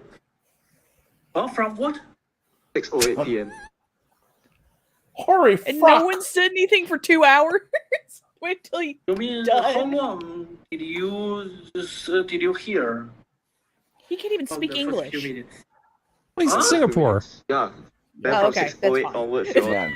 So the thing is, that is respect for a teacher. That's okay. I was going to say, if this was, let's see, what do I have in my notes? Yeah, if this was an American university, if this was a TA, he'd get 10 minutes. And if he was a PhD, he'd get 15, maybe 20. Yeah. There is no way in hell that an American school group would wait for anybody for 2 hours. I can totally see this in a Japanese or Chinese culture. Oh, a mathematics university. Totally he's a math teacher, so absolutely. Yeah. Like, if I'm a spending math money teacher for in this Singapore, are you kidding? Yeah, if I paid this much money for math class, you're freaking talking, and I'm going to hear you. He probably commended his students for being so respectful, but asked them in the future, that voice is considered part of the training package. I thought Skep was going to say probably committed seppuku, and then I was going to give you a hard time for confusing your cultures. Yeah, no. Skep, how ugly of you. Yeah. Singapore's kind of a melting pot anyway. But I know. Mostly it's Chinese and English and Spanish. His name, though, come on. I don't know. Imaginary Skep's pretty racist. Professor Wong? Dong Wong. Okay, well, that's redundant. It's Dong Wang. Depending on your accent. Well, my accent is not his accent, so it says Dong Wang. That's the guy's name, Dong Wang. All right. Well, anyway, I thought that was amusing. But still, I'm paying that much money for a freaking class and go to hear the dang professor. We've got 18, at least 18 more minutes to go. Do I want to even talk about this? Do it. Oh, go for it. Oh, God. Okay, we'll do this. It's. No. That It's about LGBTQ, right? It's about trans, right? This is only going in one direction. Yeah. You will respect. I will respect nothing, you crazy You will son respect of a... us. Now, this is the thing. I was focusing on that word, and the way respect is being used, it sounds like you will defer to us. Yes. This isn't respect. I respect lots of people. I don't respect very many. Well, I don't respect anyone simply because they're the member of a group. Respect means you will bow down to this. Not what this person wants. Not World War II veterans. Not people who stormed the beach at Normandy. There is no single group of people I can think of that I respect simply because people are in that group, because there may be an individual in there who's not worthy of respect. I respect individuals. What this person really means is that you will defer to the people who are in my group, and you will like it. Oh, this piece of human garbage is worse than that. He has a Patreon where he talks on TikTok about kids joining the Patreon so they can talk alone and away from the parents. And then there was a Muslim woman who was calling him out, and he sent his followers, and she was doxxed, and they were threatening her children. This piece of human garbage deserves to burn in any hell you can think of. Yeah, I don't respect anybody just because they're in a group. That's just my point. I hate identity politics, full stop. Collectivism is bad. And that even, like I said, that even pertains to groups of people that you might think are virtuous. I don't respect all Catholic priests. I don't respect all of any, I don't respect all Nobel laureates. I mean, maybe there's something out there that I've missed, but I've actually racked my brain about this, and I can't think of any group. So why in the hell would I respect LGBTQ as a group as opposed to some individual as a person? I mean, I told you guys when I was doing a lot of hiring, I was like a one-man affirmative action machine. I hired all kinds of people, and I hired them because they were the best people for the job. I didn't care. Exactly. That's the way it should be done. Yeah. But it's just like the fact that there's a threat there, and he's using a filter, which makes it even funnier. But just, it's like, you will respect me. It's like, no, I won't. Yeah. They're redefining words. That's the problem. This is what they always do. And a lot of times they won't let you know that they've redefined the word. Sometimes they'll say, well, that's not what the dictionary says now. But in this case, the word respect has been silently redefined, and I have a very good idea of what they actually mean by it. He doesn't really mean respect. No. Well, he means it's like he, she, whatever their pronouns are, they mean something. Well, it's like an abusive partner. Abusive partners, when they say you will respect me, do not mean respect. Yeah. Like this is what this is. This is abuse. Well, at least you're talking about to a person there. Sorry, Functional. Go ahead. It's fine. Human communication is more than just words. We know that. It's we observe it every day with every interaction we have with people. You can tell when somebody's being, jovial or facetious, or they're happy, they're sad when they're talking, and this is aggressive. This is hyper aggression. It's passive aggressive, but it's aggression, and you feel it. That's why I just don't acknowledge people like these types of things' existence. It's not like I'm putting my head in the sand. If something, if through some action of my own I could stop a bad person, I will. But I refuse, because a lot of the power with people like this I can't even call them a person, with this individual and other people like them using these platforms. All platforms, really. I mean, the internet, since its inception, there's been a problem. We all know that problem. Now it's been given a pass in some ways. No, it's been given more legs is the problem. They're walking. Yeah. And but I think see, because you people have to know, but at the same time, don't watch the monsters, because that's how they get their power. Mm-hmm. This person would not have any influence whatsoever if nobody was clicking that video. But people he's a published author too. Yeah, but that's what I mean. Like, just, but buying Hitler's manifesto didn't support him. Like, it's different with social media in that the attention, the currency of attention in today's climate is worth more than the dollar itself.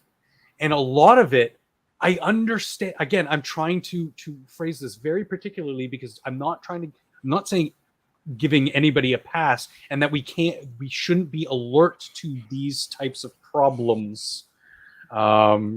Please pay attention to my intonation there, because I don't want to mention things. We're a good, clean family show. Where was I? Shit. Not with my cursing. But again, like, a lot of the social and actual hard currency that they get is from people rage clicking, wanting to talk about it, and then in them talking about it, it gets spread. And I don't even know how many subscribers this guy has on TikTok. Yeah, it's like it's viral or something. I think that's what you're describing. Yeah. Do you have any idea? Like, just ballpark. Is it in the middle? I want to move on to the next thing, because I don't want to leave the picture of this person up any longer than I have to. I literally can hear people clicking off because they don't want to look at this picture. I'm not even talking about this in particular. I'm just saying in a broader scope. I understand. But Gillette. Thank you. It's okay. It's okay. But so do you have the number of subscribers? Serenity? I could look it up real quick. Because I know people. Go ahead and look it up and put the note in the chat if you would. I found a wonderful YouTube channel that they do like a frame of they'll say, here are a single frame of a movie of the last 50 years, the one of the blockbusters of the year. They give you a frame, and you have to they give you 10 seconds to guess the movie. Obviously, it's YouTube, it's video, but it's just funny because without looking at the title, I see this, I'm like, oh, this is just that Gillette commercial. Well, everybody remembers this Gillette commercial. I'm not going to play the whole thing. Don't worry. It's just a reminder for everybody. Bullying. The Me Too movement against sexual harassment. Masculinity. Is this the best a man can get? Shut up. Anyway, so you remember that. So one thing I didn't realize was this was apparently a worldwide thing. This is one from the same time period that Gillette did in India, because apparently they weren't content with just taking a giant dump on American men. That's the toughest man I know. Air Force veteran Vishwanath Sinha, my dad.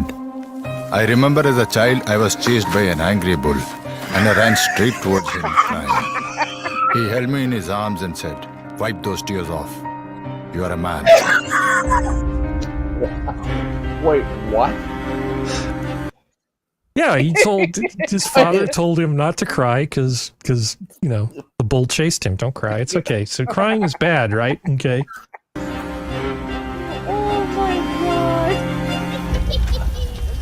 Poor father. I guess I stopped crying because I wanted to be like him, tough and strong. Yeah, so I'll give you the précis of this. He got shot like through the jaw, and then his dad saw him like that in the hospital bed and said, "No, crying's okay, son." And then there's like a lot of hugging and talking about feelings, and just like, shut up. Just shut up. Just stop. Are we exploiting it fast enough? Yeah, it's like fictional characters get it right. Here's a very short clip from Parks and Rec. Crying, acceptable at funerals and the Grand Canyon. Raid. Yeah, crying, acceptable at funerals and the Grand Canyon. And I'll say this is the only female here. Okay. I've been raised around a lot of guys, and my issue is that men do show emotion. They don't show emotion like women, and they need to get that through their thick skulls.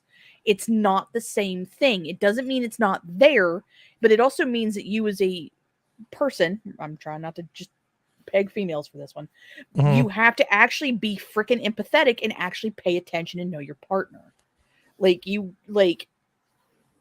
this BS where it's like, well, he didn't say anything. No, he did. He just didn't say it in the way that you wanted him to say it. But he's not like you. Because trust me, most women will agree. Well, unless you're a lesbian. We don't want partners like us. No, but it says our pain reveals the best in us, Serenity. Which it can, but crying, not everyone's going to cry. Are you going to argue with the Razor Company? Because they know more about masculinity. Yeah, I'm going to argue with you. I don't think that this one is anywhere as egregious. I know that there's very different cultural. No, it's not. It's not. Yeah, it's not. I'm not claiming that it is. I'm just showing that it was an international assault on men. That's all. It is, but if I had something like this on air here, I would be more open to it because, yeah, sure, at funerals or the Grand Canyon, we say that in jest. But yeah, if you're standing there with your dad's half of his face blown off, sure, that's acceptable too. I just don't see what it has to do with fucking razors, dude. It's one thing to tear up. It's one thing to fight back tears. It's one thing to be emotional. It's another thing to just bawl like a little girl. Yep. Being male means you have to show a certain amount of fortitude until the time comes when you can deal with your feelings. Yeah.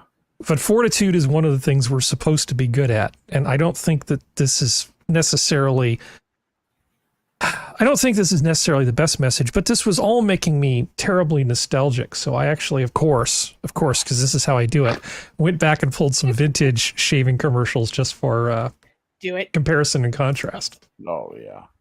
Pee-wee Reese has a way with Dodger rookies or Sandlot youngsters. Pee-wee, you do a lot of work with boys. Not work, Al. I like baseball and kids. I enjoy helping teenagers start right. Oh, that's around shaving age. And you give them pointers on personal appearance, too? Yes. A boy has more self-respect when he's clean-shaved. I tell him to use a Gillette razor, Al. A boy has more self-respect when he's clean-shaved. Damn right. Pee-wee Reese telling you that, too. So much that could just been, like, in your pants after. Like, sorry. Yeah, Gillette's got 3 different kinds of razors depending on what kind of shave you want. You can see different baseball people like using different Gillette razors. This is outstanding. That's just a sample. So I'm actually going from oldest to newest. This is 1948. Okay. So let's just go forward a little bit to 1957. Here's a little shaver watching a big shaver shave. He's just marking time till he can shave like Dad's Dad still does. in the house. That's Old Spice Smooth Shave Dad's using in the new foolproof pressurized container. You just press a button and out comes rich, velvety lather. Ah, does that Old Spice smell nice? See, he just wants to grow. He's just a little shaver. He wants to grow up to be just like Dad. This is actually very wholesome. I don't have a problem with this at all. I don't have a problem with it. I mean, seriously, there's nothing wrong with this, but this is what the Gillette ad was trying to counter, was this kind of stuff, and I don't think it needs to be countered. Agreed. Let's go forward to 1967. This is a relatively famous commercial. Noxzema. Nothing takes it off like Noxzema medicated shave.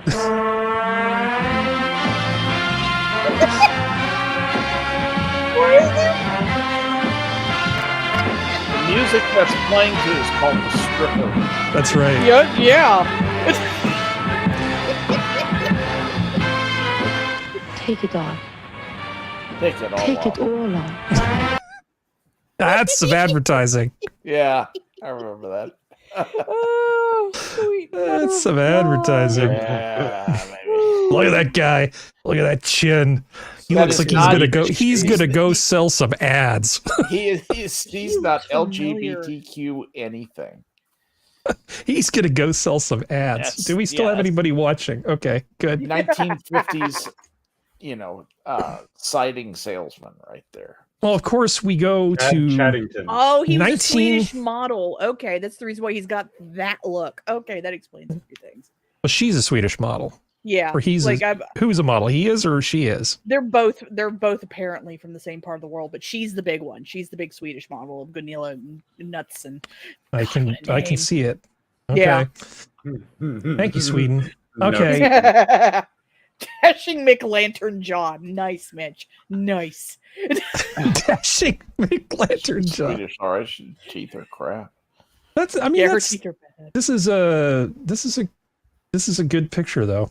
That's a It's damn like, good I'm picture. it's like, God damn it, I'm selling shaving products to men. I'm not telling them they're pieces of shit. I'm not telling them that they Look at need to my cry. chin. I'm just Look saying, at the indent. Look at that if you indent. shave, you will be manly and women will Look want at my you. butt chin. Yeah, Look at the exactly. butt chin. Look at it. It was such a simple time. And then of course this is the like the famous dimple? Gillette thing that sort of started the best a man can get thing. Be all you can be. Oh, 89. You're looking sharp. You're looking I good. remember this. You've come Yeah. so far. This is the one everybody When I remembers. started to have to shave.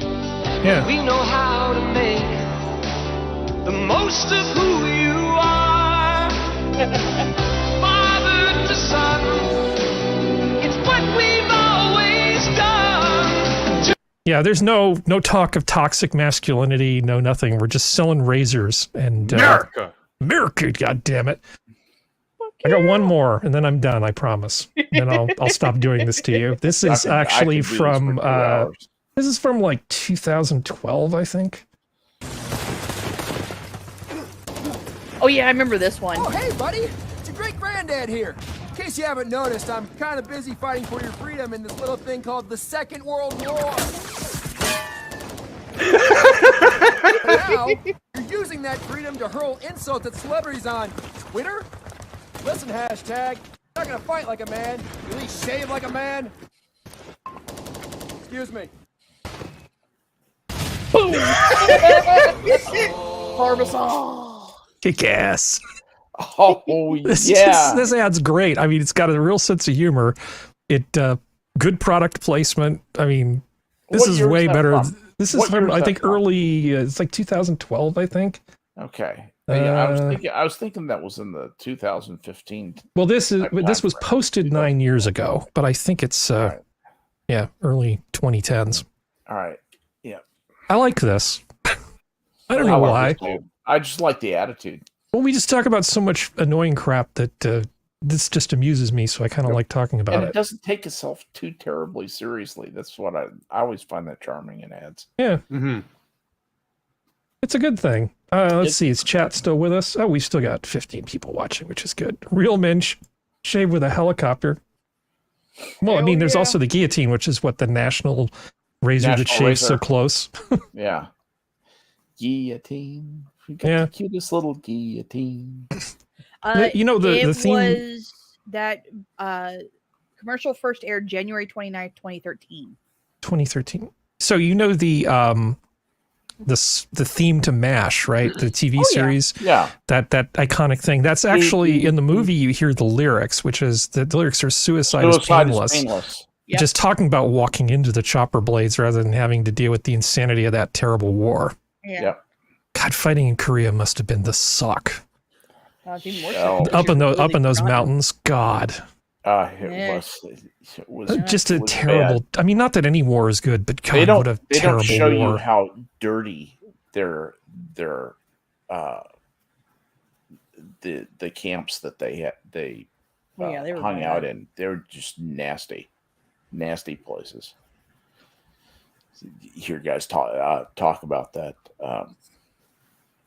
No, that it was nothing like MASH, the TV show. Oh yeah, no, it wasn't that It was clean. Not nothing even close. like that. You know, we've done it again. We've done another 2 hour hours hangout. of your life. Yeah, another 2 hours of your life spent listening to us prattle on. I think it was actually pretty decent. Good prattling tonight. Yeah, good. Excellent You know, and I've got a bunch of stuff that we can just pay forward till, or just move forward to next week too. Hooray! Do you guys have anything else you want to say before we go? Nope, I'm good. All right. Now, Thank you. Oh, sorry. Thanks for having me on, Harry. I never take it for granted that I get to do this. I just think it's so cool to be able to, get on the air and just have conversations with friends. It's great fun. Yeah. Thanks again. Also, thanks for showing up, chat. Thank you guys make it awfully easy for me. I mean, I'm very grateful to have a panel and chat. So anyway, zoo's closed. Good night. Good night, guys. Everybody. Don't gotta go home.